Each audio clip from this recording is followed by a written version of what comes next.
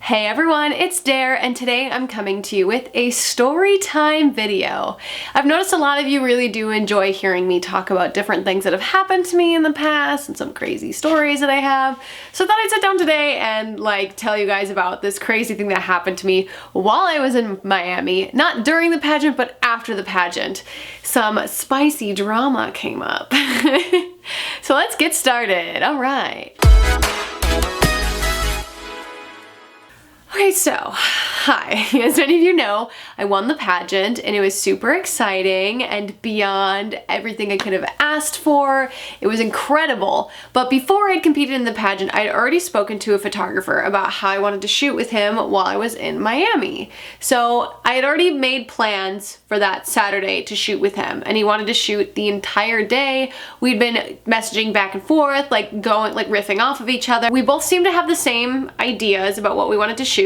We both seem to have the same motivation, that we both want to make money, ideally, duh. And that we both wanted to take our businesses to the next level, and we knew that we both could help each other with that. I met up with him on, I think it was Saturday, and he had these other parties he wanted to go to that happen a lot in Miami. Now, these parties aren't just to get together and get drunk and get wasted. It's a good marketing strategy to go and meet with other models, other photographers, and hopefully get some more business inquiries for it. It's very beneficial to go to these parties. Even though a lot of people have this idea that it's you only go to drink and get drunk and that's all that happens, it is what you make of it. It is what you decide to participate in. So we decided to go to two parties that evening. One that he had found of his own merit, and another one that he got invited to, which was the Maxim's Top 100 party.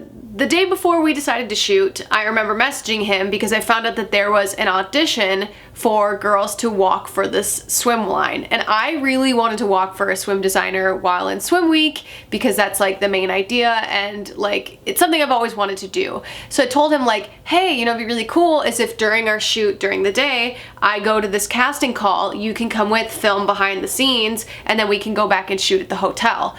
My big red flag is that he instantly got kind of mad about it. He was no, we decided to shoot, so we're shooting. And I totally understood from a photographer's standpoint that yes, I did agree to shoot with him. I just thought maybe since he did videography that he would want to do some behind the scenes video. Then during the shoot, my mom decided to tag her along for a little bit and do some behind the scenes, which I really enjoy that she does that for me, since I can make them into some great YouTube videos while she's there.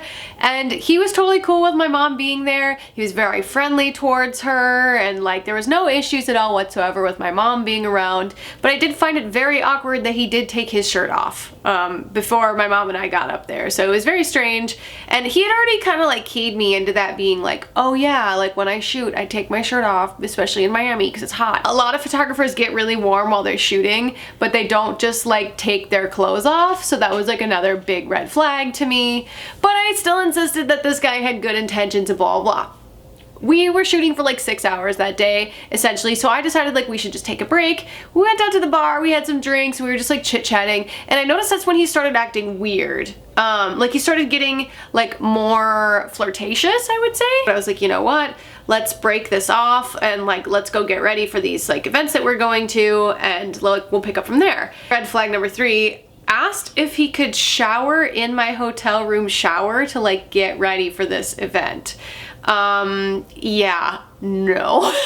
My family was all staying up in the room, so I was obviously that's not gonna happen. So then things got, we separated. I bought him 2 drinks at the bar, and I had 2 drinks as well. But again, drinking and shooting in me doesn't really change the way the shoot goes for me personally, because I don't let the alcohol get to me. I make sure I eat a lot. Things were cool, everything was fine. He was just being a little weird towards the end. But then when I was no bro, I gotta go get ready myself. You can't be up there. It doesn't work that way. Then we decided to meet up. It was an hour before the party, and he drove up to the hotel. I got in his car and we went off. We missed the first party because we were just too busy shooting and chatting. So maybe I gave him the wrong idea that I was interested, or I don't know. Maybe this is partially my fault too, but I don't know, I never really said I'm interested in you, let's hang out and let's not shoot, let's make this personal instead of business, those words never came out, but maybe that's what he was hoping for. Who knows? So then we pull up to the Maxim's Top 100 party. He was drinking a vodka and Red Bull as soon as we got to the parking lot, which I thought was kind of like, okay, like turn up already. I noticed as we were getting from the garage to the hotel, he started like repeating himself and like saying things over and over to me. I stopped and I like looked at him and I said, like, are you sure that like you're safe to like even go to this party? He was like, no, like I'm okay, it's fine, like don't worry about it, like I'm okay. He's like, trust me, like I know my limits and blah blah. And he still, again, seemed very sober at the time, but the fact that he was saying the same things over and over to me was like a big red flag again. So I was like, okay. Backtrack. During the photo shoot, he kept telling my mom over and over again, like, she's gonna make it back fine, like, I'm gonna take care of her, like, we're gonna go to this, like, nothing's gonna happen, I'll bring her back home. Like, he was, like, really reassuring my family that, like, I was gonna be safe and I was gonna be okay, which, like, is red flag number 3. We get there, like, I don't even know how to explain what happened. Like, we got to the hotel, he took like a few pictures of me on his phone, and then we go to like enter where the party's at, and there's a photographer nearby, and he asks the photographer like, oh, will you take our picture? And that photographer was like, no man, like I only blah blah blah. Like, this guy didn't want to take our picture, so he left. But another photographer came up, and I think the guy I was with was so drunk that he didn't realize it was a different photographer, because this other guy came up and was like, oh, may I take your picture? And he just like went off on him. He was like, oh, now you want to take her picture and blah, blah. Like, he just like went in. I have no idea what he said to him because I was standing like further away, like waiting to have my picture taken. It was so awkward. I was just like, what is even happening? I walk over to the photographer that wanted to take our picture. I walk up to him and I was like, hey man, here's my card. Like, I'm so sorry. I don't know what his deal is. I'm not sure what's going on. I missed the altercation, but like, this is my Instagram if you want to like follow me or whatever. And he was like, yeah, like, here, let me take your picture quick. Takes my picture, everything's fine. And I finally meet up, like I find the guy that I went there with, and I was like, what was that all about? And he just like wouldn't talk to me. Like, he was so pissed. I was like, okay dude, whatever. We go to get in, and the person, security or the bouncer, tells me that what I'm wearing is not dress code. I was wearing my tiara, like my seashell crown, and my sash. They offered to hold it for me. So I took my sash off and I stuffed it in my purse I was carrying, and I took my crown off and I like gave it to them, and I was like, do not give this to anyone else, like only to me. Like, I was staring into their soul. Not the ideal way to start the night.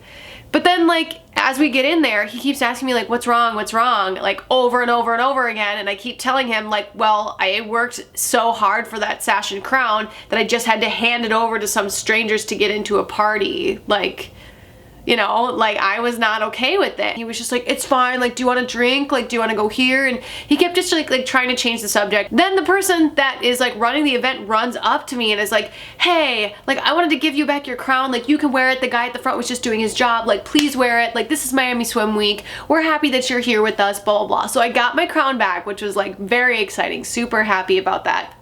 Plopped it back on my head, put my sash back on, and I was just like ready to go. I felt good. I felt so much better about things.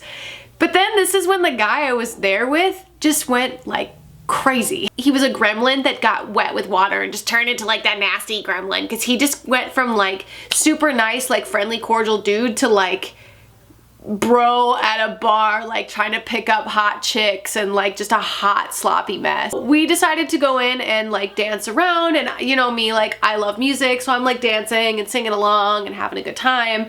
But he then like starts like dancing up on me and like dancing near me and like trying to like grab me aggressively, and I kept like dancing away and like putting space between us, like grabbing a girl and dancing with a girl, facing a girl, like not like I wasn't grinding on anybody, like I was just trying to like put some space in between us. And he just like kept chasing me around. So at one point I like grabbed his hand and like walked him outside and was like, hey man, it's too much. You're like dancing up on me, you're starting to bother me, like it's way too much. And his answer to that was, your crown is just so pretty. What? And I was just like, huh? Like, I literally was like I was so shocked that he even said that to me. And he was like, your crown, it's so pretty. And I was like, Okay, and mind you, this is like 10 o'clock. Like we got there at 9, so this is by like 10. Sure enough, I walked back into the bar dance area that we were at, and I saw people that I recognized from the pageant. They were the sponsors. So I like walked up to them and was like, hey man, like what's up? So cool. So I like tried to stay by them because I knew that like nothing bad was going to happen to me if I stayed by them. So he's like still talking to me, still saying the same things over and over again to me, being like, your crown is so pretty. Like, or if I would sit on the couch because my feet were hurting from my shoes, he'd be like, why aren't you dancing? Like just completely obliterated drunk at like 10:30. So I decided that like at midnight I'm gonna go, and I tell him, I said, hey, like at midnight, do you want to like get out of here?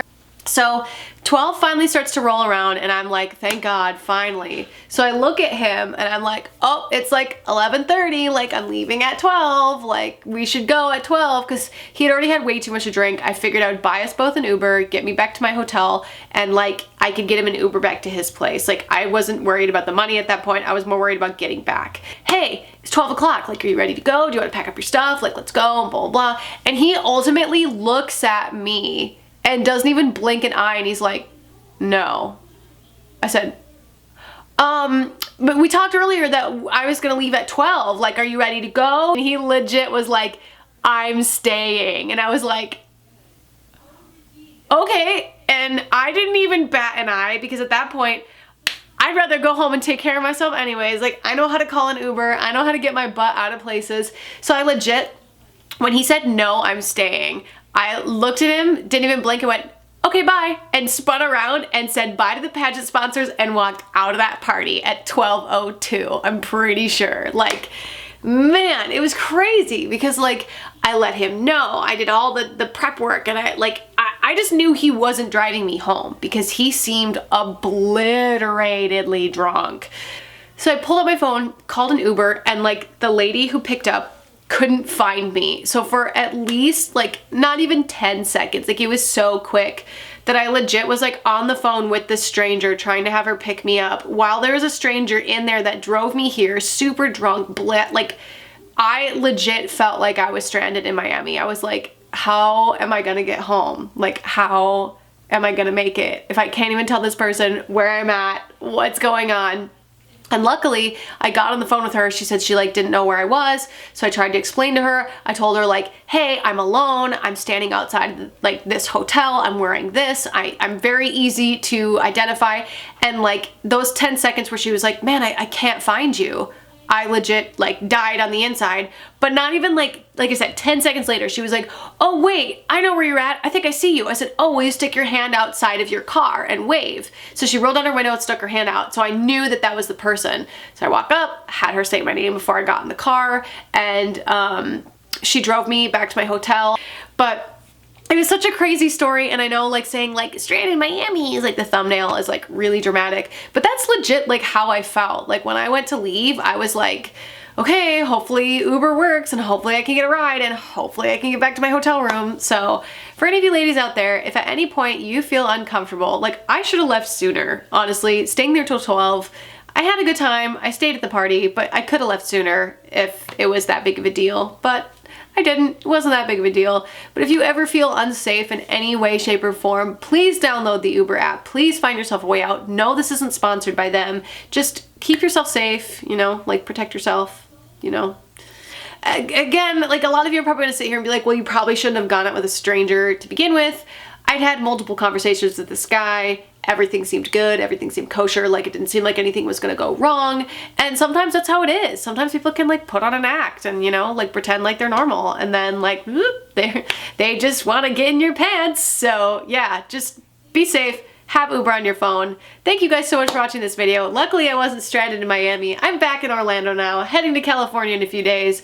I appreciate you all being here. I hope you all have a magical and safe day, and I hope magical things happen to you all. Bye everybody. Mwah.